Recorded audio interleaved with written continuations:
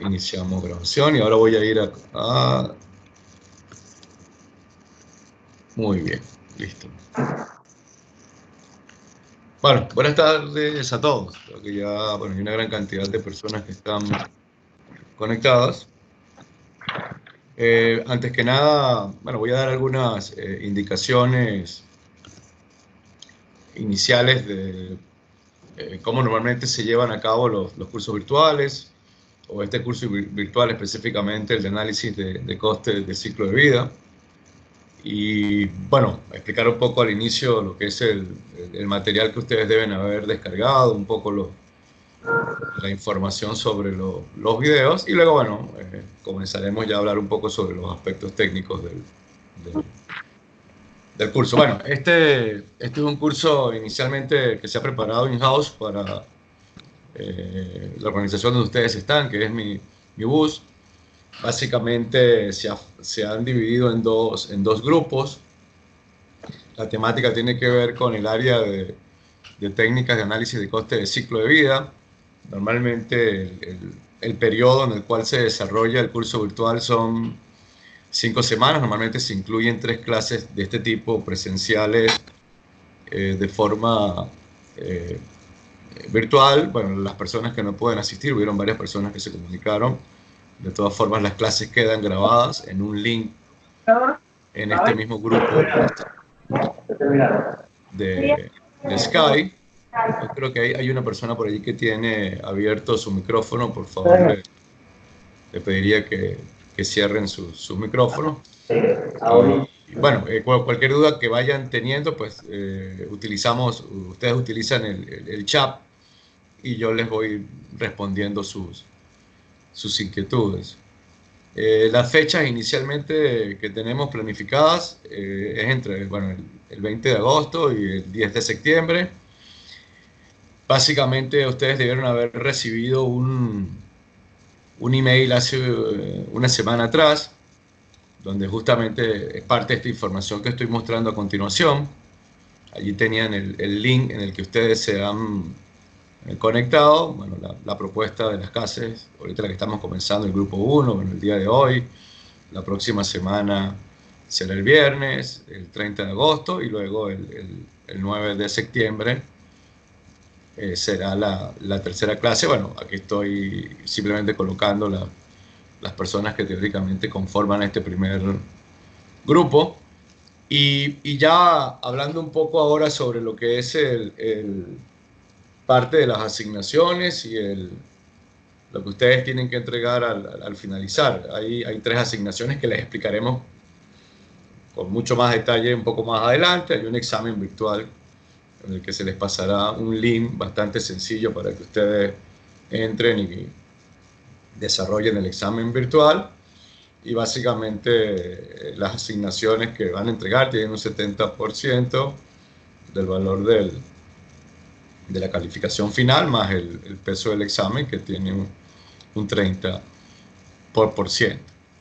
Y luego, bueno, en el correo que se les envió inicialmente con la información del curso, se les envió un link específicamente en el que se encontraba el material que ustedes deben ir descargando o deben haber descargado. Ya yo he recibido por mi correo electrónico, bueno, algunas personas ya han descargado justamente las carpetas de los archivos que se colocaron en ese link.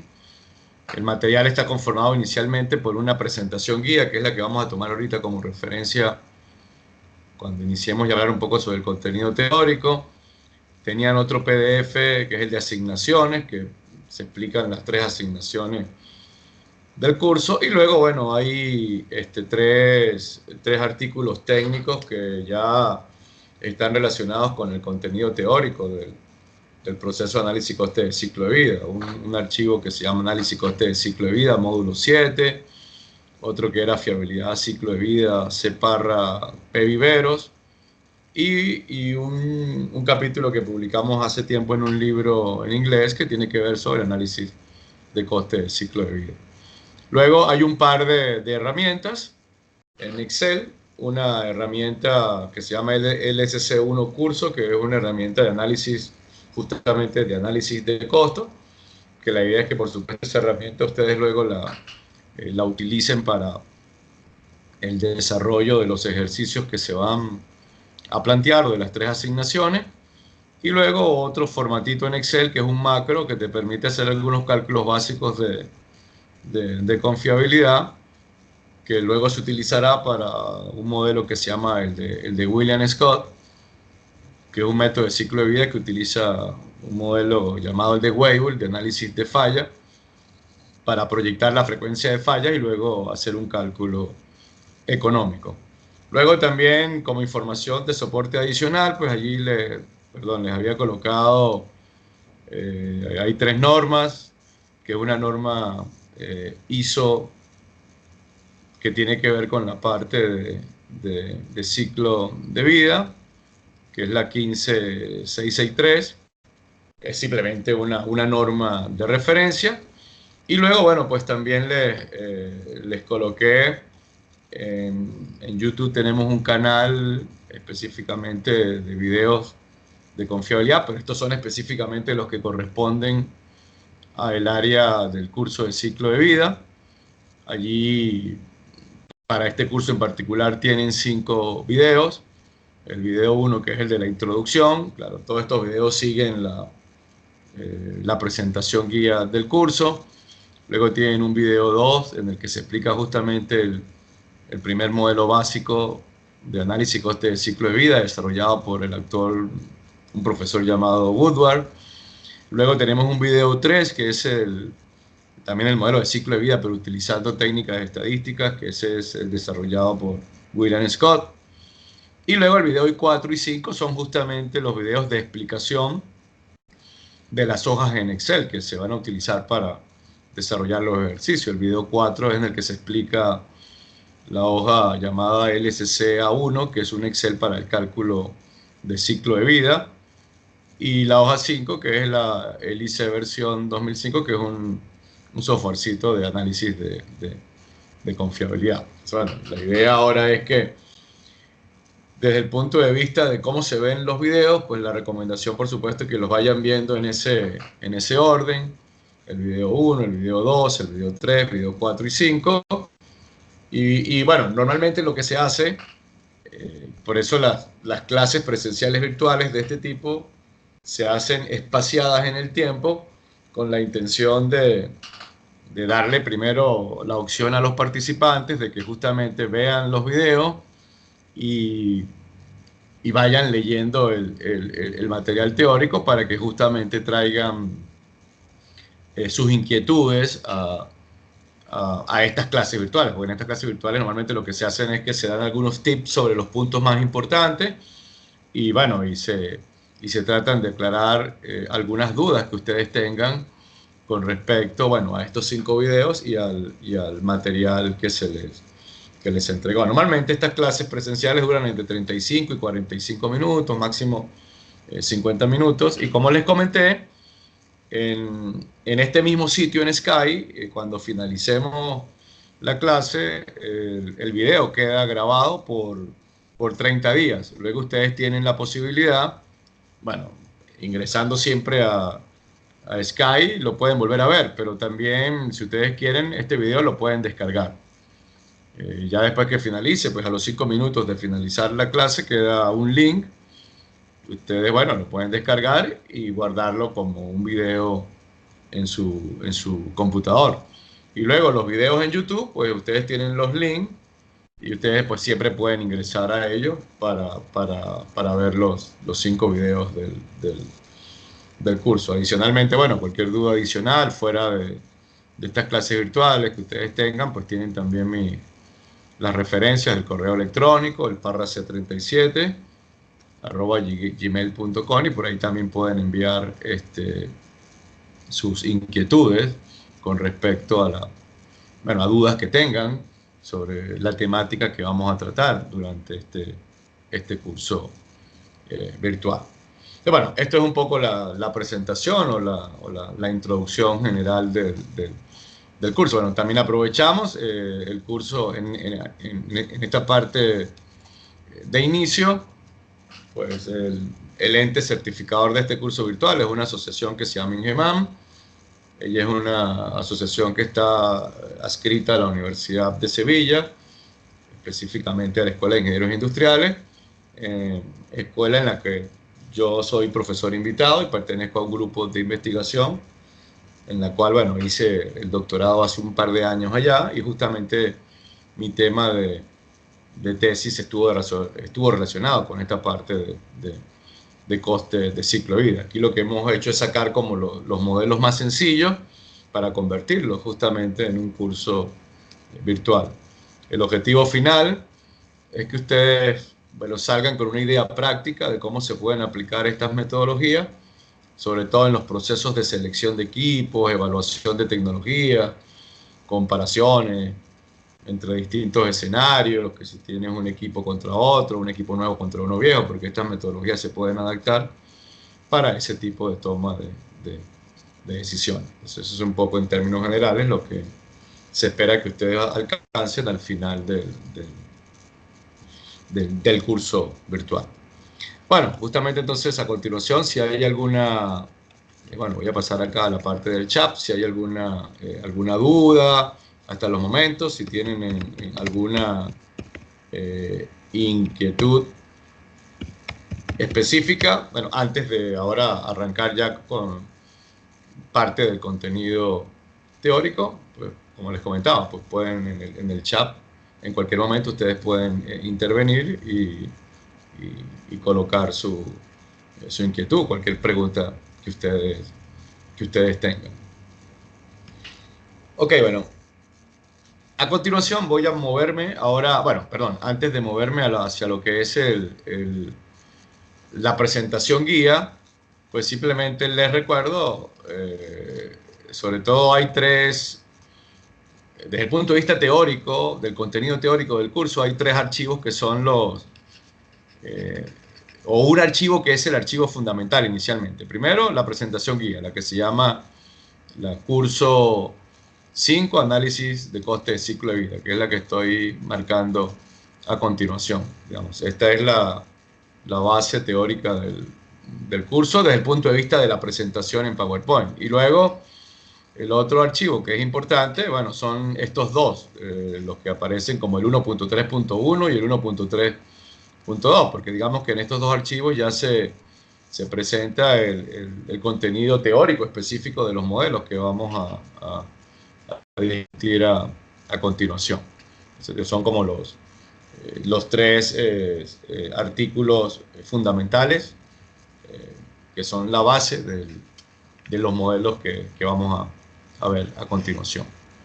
Ok, bueno, vamos a entrar en materia. Vamos a comenzar a tomar ahora ya algunos, o discutir sobre algunos puntos específicos del proceso de ciclo de vida. Y para esto, bueno, si ustedes tienen, por supuesto, el computador a la mano, pues la idea es que tomen como referencia el material de apoyo y se vayan a la presentación original, aunque aquí yo pues la voy a mostrar directamente. Y me voy a ubicar al principio del material de soporte de la presentación guía. Y aquí, bueno, vamos a comenzar a hablar un poco sobre esta discusión de lo que se conoce hoy en día como las técnicas de análisis de coste de ciclo de vida, dónde se utilizan estas herramientas y un poco que ustedes tengan el conocimiento básico de las herramientas que se utilizan para aplicar en el área industrial estos métodos de optimización. La primera discusión que siempre se genera cuando arrancamos estos cursos de análisis de coste de ciclo de vida, justamente estoy aquí ubicado en la diapositiva 7, es sobre la discusión de el por qué se hace un reemplazo de un activo. Algunos autores utilizan el concepto, bueno, ¿por qué reemplazamos los equipos viejos dentro de un proceso industrial? La primera discusión que se genera es el concepto de obsolescencia. La obsolescencia a veces tendemos a pensar que es un concepto, es un concepto técnico y resulta que la obsolescencia es una mezcla de aspectos técnicos y la decisión final es económica. Cuando decimos el por qué sustituimos un equipo, no vale simplemente decir que el equipo está viejo. No, que el equipo tiene 30 años, hay que sustituirlo. Eso no es suficiente porque la pregunta a responder es, oye, pero hay otro equipo que sea más rentable que ese equipo. hay un equipo que genere un mayor beneficio, una mayor utilidad. Entonces, al final, para yo poder justificar la obsolescencia, no solo la voy a justificar desde el punto de vista técnico, sino yo tengo que conseguir una alternativa que económicamente sea más rentable y que sustituya, por supuesto, la función del equipo que tenemos actualmente. Entonces, por eso es que estos modelos que vamos a ver más adelante son la combinación de procesos técnicos económicos. Por un lado tenemos que evaluar variables técnicas como el deterioro, el desgaste, la confiabilidad del equipo y luego mezclarla con un análisis económico. Entonces, siempre se tienen que juntar estos dos procesos. Ahora, ¿por qué normalmente se justifica un reemplazo? Ya aquí entran aspectos ya muy particulares dentro del entorno industrial en el que nosotros nos desempeñemos. Cambios en el contexto operacional. Bueno, a veces simplemente tienes un equipo que tiene 5, 6, 10 años y luego las exigencias del entorno han cambiado. La demanda, variables de operación que son más complejas, factores de utilización que son más exigentes. Entonces probablemente la tecnología que tenemos de hace 10, 15 años pues ya no se adapta al nuevo contexto operacional, generándome un coste muy elevado, entonces yo necesito, bueno, evaluar la opción de sustituirlo. Otros factores, bueno, que probablemente también se toman en cuenta para lo que son las decisiones de sustitución, son los costos, bueno, elevados de la operación. En el caso de ustedes, bueno, qué sé yo, si comparas probablemente un sistema, un motor de hace 10 o 15 años, pues eran motores probablemente más ineficientes en términos de consumo de combustible. Entonces muchas veces ese coste elevado, pues debido a esa ineficiencia, pues nos hace buscar una nueva alternativa. Probablemente los motores de hoy en día, pues tecnológicamente son mucho más eficientes, pero al final esa eficiencia se traduce en ¿qué? En ahorros dentro del negocio, bueno, costes de mantenimiento, aspectos logísticos. Muchas veces, bueno, la obsolescencia viene dada porque tenemos ahora un repuesto que ya no lo conseguimos, pero justamente como no lo conseguimos me inhabilita la función del equipo y entonces eso me hace generar pérdidas. O ya el fabricante te dice, mira, dentro de 2 años ya yo no voy a generar más estos repuestos. Pero de igual manera, lo que te va a generar eso es la parada del equipo, que al final te va a terminar generando pérdida en el proceso. Otro criterio que es muy común a la hora o que va a forzar que seleccionemos otro equipo, es el cambio de la confiabilidad. Bueno, cuando ustedes vean ahí el término fiabilidad es el equivalente a confiabilidad. Fiabilidad es el término que utilizan los españoles. Entonces, bueno, que tienes un equipo muy viejo y comienza a fallar mucho. Pero entonces esas fallas me interrumpen mucho la función y aparte de eso, pues también generan unos costes importantes por indisponibilidad. Hoy en día, un criterio que pasa a ser también fundamental a la hora de seleccionar una sustitución es, por ejemplo, factores de seguridad y ambiente. Muchas veces los equipos de hace 10, 15 años no cumplen hoy en día con las nuevas normativas ambientales. Entonces, solo desde ese punto de vista, pues te van a, en este caso, a poner una penalización o una multa que es tan costosa que justamente por no adaptarte a las nuevas regulaciones ambientales o de seguridad, pues te van a sacar fuera de servicio. Y el peor criterio para la hora de justificar muchas veces una sustitución, cuando el término que utilizan, bueno, los ingleses, el feeling, que simplemente sustituimos por sentimiento, porque nos gusta, porque un fabricante llegó y nos vendió el paraíso de que ese es el mejor equipo y entonces no hacemos ninguna evaluación técnico-económica y nos logramos, nos logra convencer de que, bueno, ese equipo es el mejor, simplemente por eso, porque es bonito, porque es nuevo, porque es actualizado. Entonces, por supuesto, ese no es el mejor criterio de selección. La idea es que ahora exista, bueno, una herramienta que nos permita evaluar tanto aspectos técnicos como aspectos económicos. Y bueno, y un factor clave en estos modelos que vamos a ver dentro de este taller es justamente el impacto económico de la confiabilidad. ¿Y por qué insistimos mucho ahora en este criterio? Porque justamente ese criterio en muchos análisis de sustitución o de selección de equipos lamentablemente no se toma en cuenta. Entonces, como muchas veces ese criterio no se toma en cuenta, pues no le ponemos valor económico a la confiabilidad. Entonces, en muchos procesos de selección de equipos nuevos, pues las organizaciones no saben cómo medir el impacto de la confiabilidad. Entonces, en este taller justamente busca eso, que entendamos cómo a través de un par de procedimientos bastante sencillos, que son dos métodos, como el de Woodward o el de William Scott, pues yo le puedo poner valor económico a la confiabilidad y bueno, y meterlo dentro de una estructura de análisis de costos y tratar de determinar, bueno, cuál es la mejor opción entre distintas alternativas, pero evaluando el impacto de esa confiabilidad.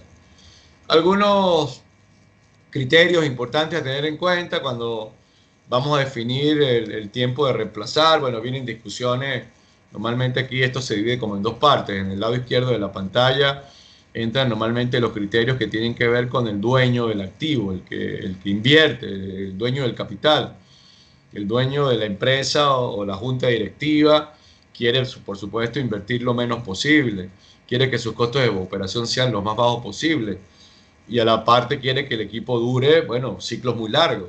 Pero del otro lado normalmente estamos los técnicos, el área de mantenimiento, el área de operaciones, el área, por ejemplo, que maneja el proceso productivo. Esa área quiere que los equipos sean hoy en día más confiables, más disponibles, sean más eficientes, cumplan con todos los criterios de calidad, seguridad y ambiente. Entonces, como si estos dos mensajes fueran totalmente opuestos.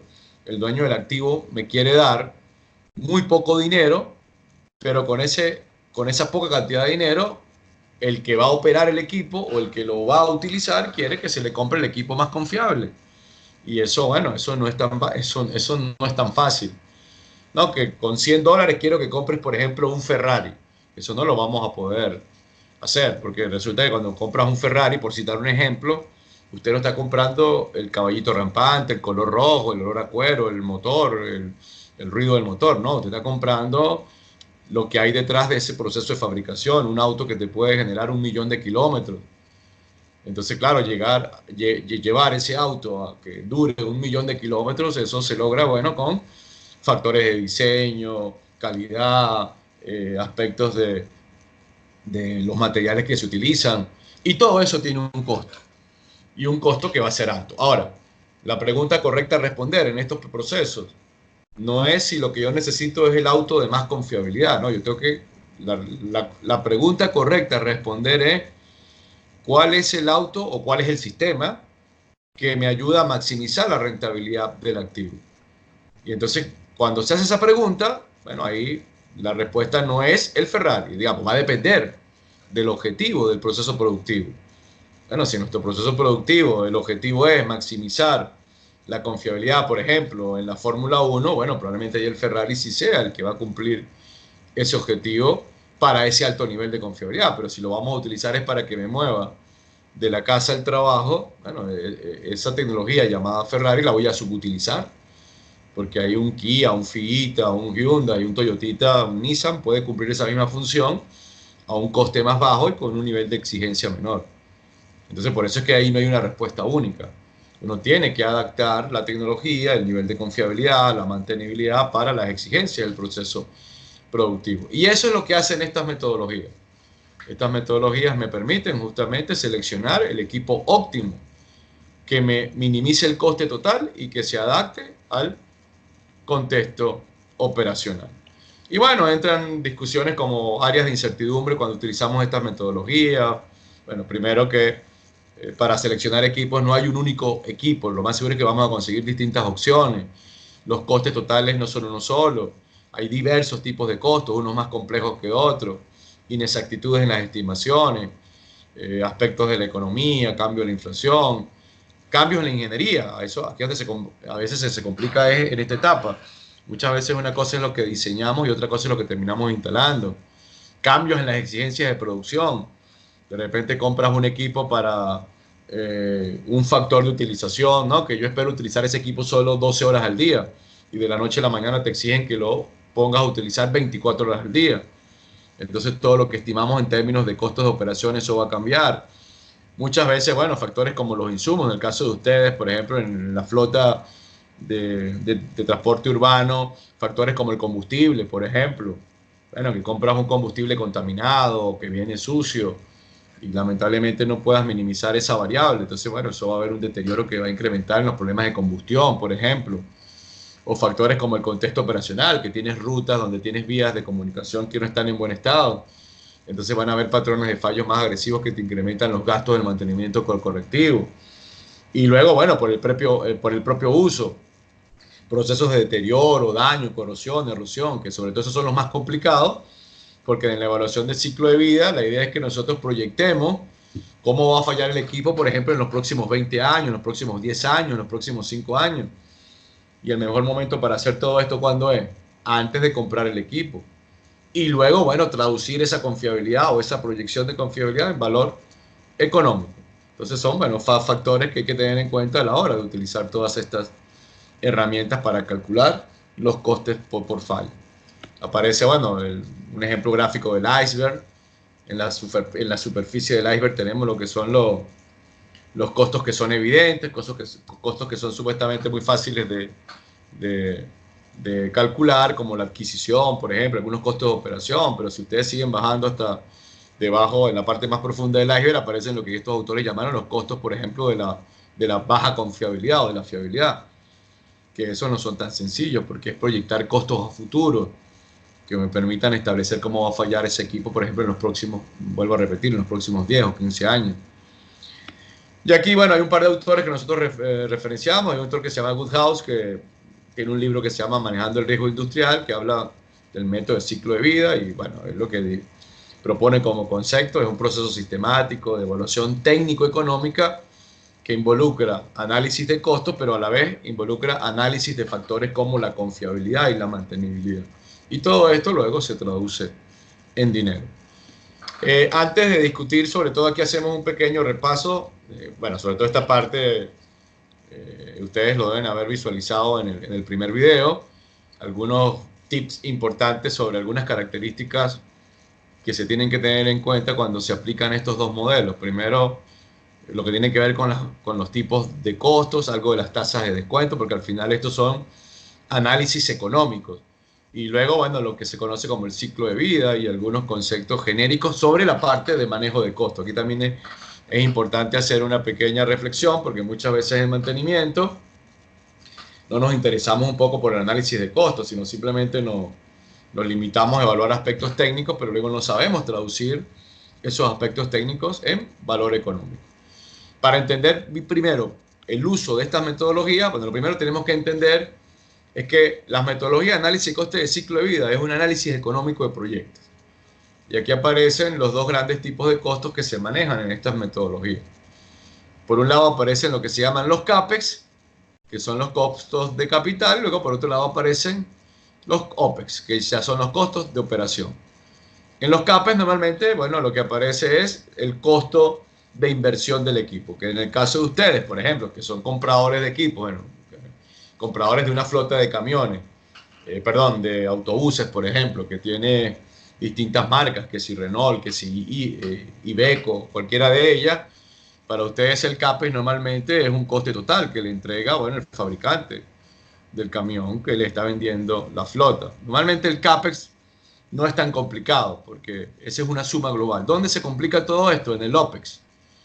Porque en el OPEX es donde aparecen los costos de mantenimiento correctivo, los costes por falla, los costes de consumo de combustible, y sobre todo esos costos, bueno, para el ciclo de vida son los que se terminan complicando.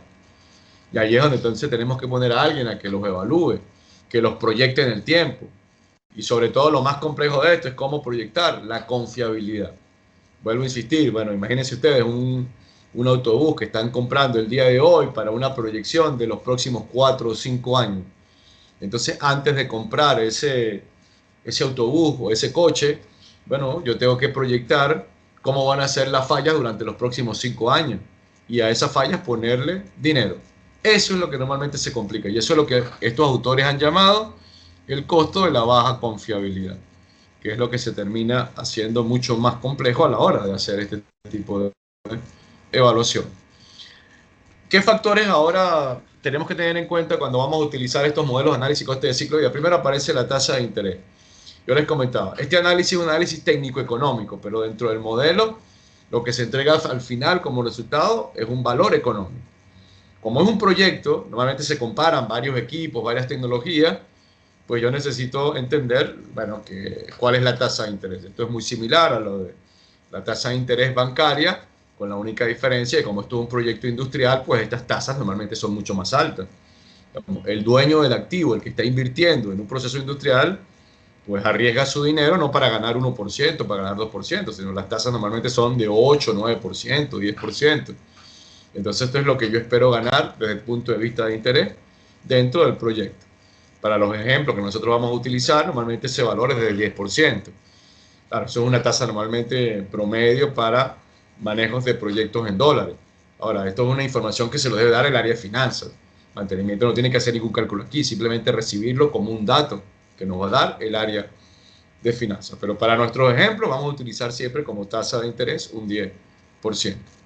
Y luego, bueno, aparecen algunas estructuras de costos que se manejan dentro de los modelos que vamos a ver un poco más adelante. La primera estructura de costos es lo que se conoce como los costos anualizados. Bueno, ¿quiénes son los costos anualizados para ustedes, por ejemplo, en la flota de autobuses? Todos los presupuestos anuales. Los presupuestos, por ejemplo, de combustible, de operaciones, de filtro, de, por ejemplo, de todos los planes de mantenimiento preventivo, todos los cambios de aceites y todo eso que usted anualiza como un presupuesto anual de mantenimiento, un presupuesto anual de operaciones. Bueno, eso normalmente es una anualidad. Dentro de estos modelos, pues usted tiene que agarrar esa anualidad, afectarla por una tasa de descuento y un ciclo de uso, que bueno, aquí estoy tomando como un ejemplo 15 años. Entonces, bueno, que tenemos un costo operacional. Imagínense que esto es el costo de consumo de combustible de un autobús estimado para un año. Bueno, que son, supongamos, hemos estimado que van a ser $10.000. Esto pertenece a un proyecto que tiene una tasa de interés de 10 años y un ciclo de 15. Perdón, una tasa de interés del 10% y un ciclo de 15. Bueno, esto simplemente estos datos se meten en la fórmula que está aquí arriba. Y entonces, bueno, ese valor presente de esa anualidad de $10.000 da $76.000 aproximadamente. ¿Qué representa eso? La cantidad de dinero que usted tendría que tener en el año cero para, bueno, poder cubrir las 15 anualidades de esos costes operacionales. Entonces, todos los costos anuales que ustedes tengan, ustedes normalmente lo van a tener que convertir con este factor de descuento, porque la idea es que se haga un cálculo económico en valor presente. ¿Sí? La idea es que, como es un proyecto que estamos comparando una tecnología, una marca A contra una marca B. Entonces yo quiero evaluar, bueno, cuál es el coste de ciclo de vida y todo eso se lleva a valor presente. Entonces, todos los presupuestos anuales, ustedes normalmente van a utilizar este factor de conversión para traerlo a valor presente. Otro dato que se utiliza mucho ahora son los valores futuros. ¿Quiénes son estos gastos futuros? Bueno, estos ya no son los presupuestos anuales. Estos son, por ejemplo, en el caso de los autobuses, que usted cada 4 años, bueno, cada 100.000 kilómetros, cada 200.000 kilómetros, usted tiene que hacerle un overhaul, un recondicionamiento al motor. Claro, esto es un gasto que no se genera todos los años, probablemente se genera cada 2 o 3 años. Entonces, bueno, eso para podérselo sumar a los costos anuales tenemos que traerlo a valor presente, porque son dos gastos distintos. La anualidad, y este va a ser probablemente un gasto que se hace cada 3 años. Entonces aquí, bueno, hay una ecuación para esto. Imagínense ustedes que esto fuesen los costos de mantenimiento más mayor para un ciclo de recondicionamiento de un motor que se tiene estimado hacerlo cada 5 años. Entonces ese costo es de $100.000. Aquí entra todo, materiales, mano de obra, y lo hago cada 5 años. Y supongamos que el ciclo de uso económico de ese autobús son 15 años. Entonces yo voy a garantizar como mínimo en el año 5 y en el año 10 hacer sus 2 overhauls o 2 reacondicionamientos. Entonces, bueno, aquí lo que hago es que convierto ese valor futuro a valor presente. Bueno, meto para el primer ciclo de 5 años, tengo el costo de $100.000, lo afecto por la tasa de interés y el ciclo de 5 años y tengo el valor presente de ese valor futuro, que es $62.000. Y como voy a hacer un segundo overhaul, pues ahora lo único que cambio es la variable de 10 años, el 10%, lo meto en la ecuación y tengo un segundo valor presente de $38.000. Digamos, estos son como los dos gastos que vamos a hacer a futuro por los mantenimientos mayores. Y como el ciclo es mayor a un año, pues lo convertimos a valor presente y ahora sí se lo podemos sumar a todas las anualidades. En realidad, la idea de esto es que todos estén en una unidad equivalente. En este caso, la unidad equivalente es el valor presente. Todos los gastos traídos al año cero. Entendiendo estos dos conceptos, normalmente se pueden hacer la mayoría de las evaluaciones económicas tradicionales. porque tengo normalmente costos anuales y costes futuros. Los costos anuales son todos los presupuestos anuales y los costes futuros, bueno, son costes como este tipo, costos de mantenimiento mayor o costes especiales. Esto luego se mete en los modelos que vamos a ver más adelante, que son los dos modelos que vamos a tratar acá, que es el modelo de Woodward y el modelo de Williams y Scott, que son la base de las dos herramientas que vamos a utilizar. Algunas veces se puede también hacer cálculos, es como convertir los costes totales en una anualidad equivalente.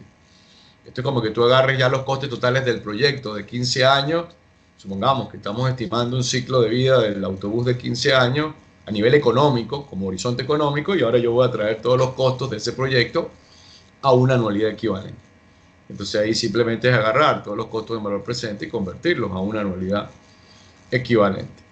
Pero de estas tres categorías, normalmente los más utilizados son estos dos primeros. Las anualidades convertidas en valor presente, que serían todos los presupuestos anuales, y luego los valores futuros, que son todos los gastos en ciclos superiores a un año, que se convierten a valor presente. Entonces, entendiendo estos dos conceptos, pues normalmente, básicamente podemos hacer cualquier análisis básico del coste de ciclo de vida. Luego aparecen algunos conceptos como la vida tecnológica, la vida útil y la vida económica. Y comienzo con la vida económica, porque todos los análisis de coste de ciclo de vida se hacen es para la vida económica, el horizonte económico. Hoy en día la mayoría de esos valores oscilan entre 5, 10, 15 años. Esos son como los ciclos que comúnmente se utilizan como horizonte económico. Claro, esto normalmente lo fija el área financiera. Hace muchos años atrás se podrían montar proyectos para 25, 30, 40 años, pero ya hoy en día eso no se estila.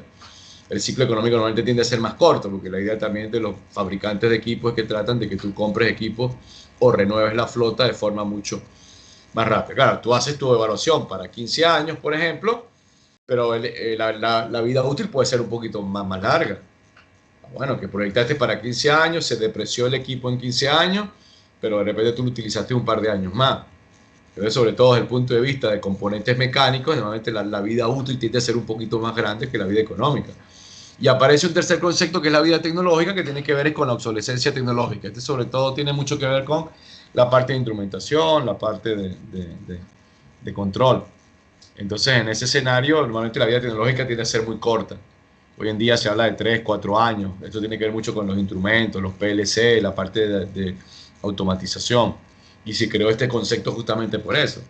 Cada vez que se hace un análisis coste de ciclo de vida hay que tener mucho cuidado con la parte de instrumentación y control, porque normalmente esa vida es mucho más corta que la propia vida económica. Entonces, bueno, entendiendo estos conceptos básicos, es lo que se necesita ya para, bueno, entender lo que van a ser los modelos de análisis de coste de ciclo de vida. Al final, estos modelos de coste de ciclo de vida, pues pudiésemos representarlo de forma muy sencilla con estas curvas. Por ejemplo, imagínense que estos son dos equipos, el equipo A y el B. Imagínense que esto es un camión marca A y un autobús marca A y un autobús marca B.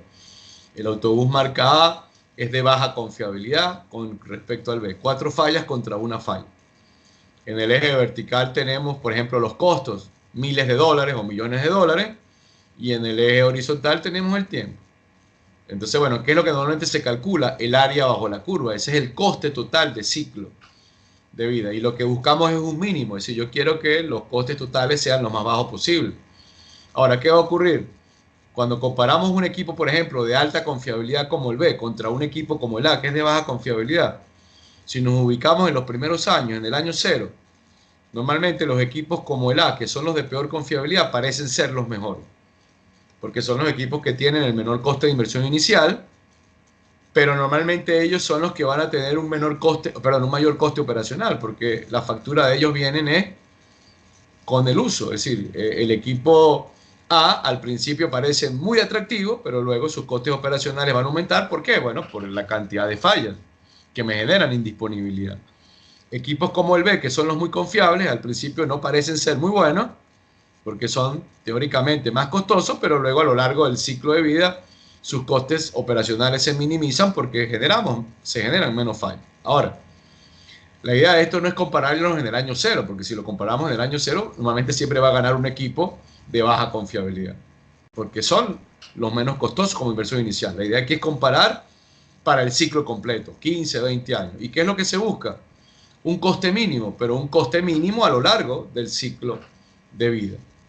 Entonces, bueno, estos modelos, que son los modelos de análisis coste de ciclo de vida, lo que me van a obligar es a que yo busque datos de confiabilidad, busque datos de mantenibilidad, busque datos de costos, inversión, costes operativos, los mete en un modelo y ese modelo me va a calcular el coste total. Entonces, por supuesto, en áreas donde las pérdidas por producción, las pérdidas por lucro cesante, las pérdidas por indisponibilidad sean muy altas, normalmente los equipos de alta confiabilidad, que a la vez son los más costosos al principio, terminan siendo ganadores. Y en escenarios donde los costes por falla sean muy bajos, donde los costes por indisponibilidad no sean muy altos, donde no haya riesgo por seguridad, por ambiente, normalmente entonces los equipos como en este caso, como el A, que son los equipos de peor confiabilidad, terminan siendo más rentables. Pero ahí no hay una regla única.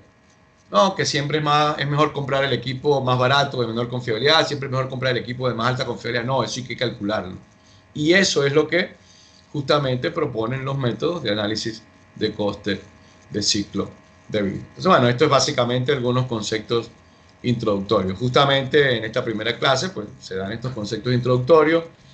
La idea es que ustedes posteriormente ahora, pues vayan viendo los videos, sobre todo el video 2 y 3, que hablan sobre los modelos, y normalmente en la segunda clase, pues ya entramos directamente a discutir sobre los dos modelos, porque los modelos que vamos a discutir, que es el modelo de Woodward y el modelo de William Scott, pues lo que hacen es básicamente introducir una variable, que es el cálculo de riesgo económico. Y para eso, pues lo que normalmente vamos a tener que introducir es la evaluación de la confiabilidad. Cómo se mide la confiabilidad de los distintos modos de fallos de la tecnología que estamos evaluando. Ese valor de confiabilidad se traduce normalmente en un indicador que es la frecuencia de fallos. Esa frecuencia de fallos normalmente luego se calcula el valor económico, que son las consecuencias.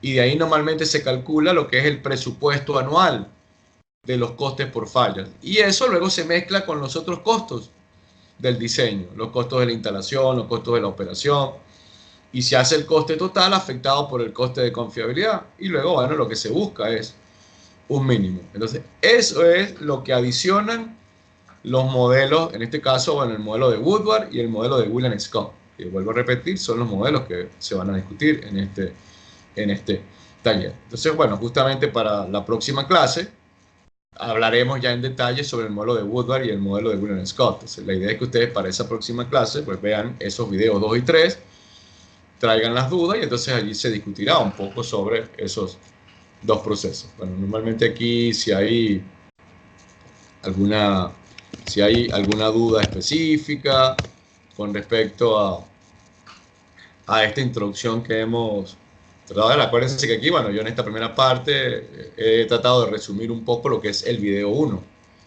que la idea es que entonces ustedes, bueno, previamente deberían haber visto ese video para traer algunas dudas.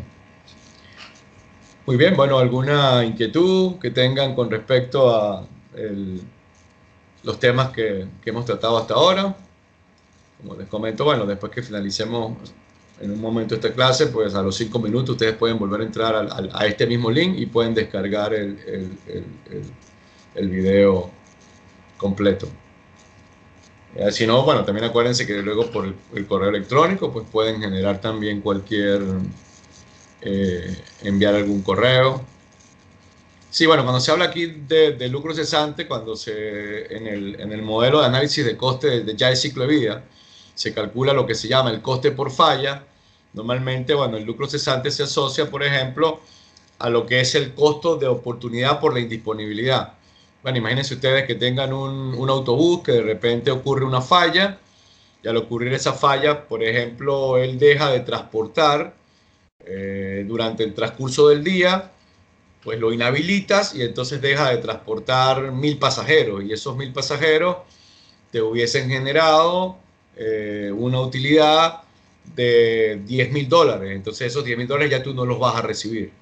Entonces a eso es lo que se refiere el lucro cesante asociado al coste por indisponibilidad. Que bueno, la próxima semana cuando veamos ya los dos modelos y veamos cómo se hace el cálculo de costes por falla, bueno, allí justamente veremos ejemplos relacionados con ese coste por indisponibilidad. Muy bien, bueno, ¿alguna otra duda adicional que tengan con respecto a esta primera parte? Si no hay ninguna otra duda, bueno, pudiésemos ir finalizando esta primera clase. Acuérdense, bueno, luego pueden tomar. Por favor, les pediría para la próxima clase, que será la próxima semana, el día viernes, por favor vean ya los videos 2 y 3, que son el modelo de Woodward y el modelo de Scott, para que traigan sus dudas bueno, y ahí pudiésemos aclarar alguna otra tipo de inquietudes que ustedes tengan. Bueno, muchas gracias por su tiempo. Bueno, primero voy a dejar de grabar. Nos vemos la próxima semana, el día viernes.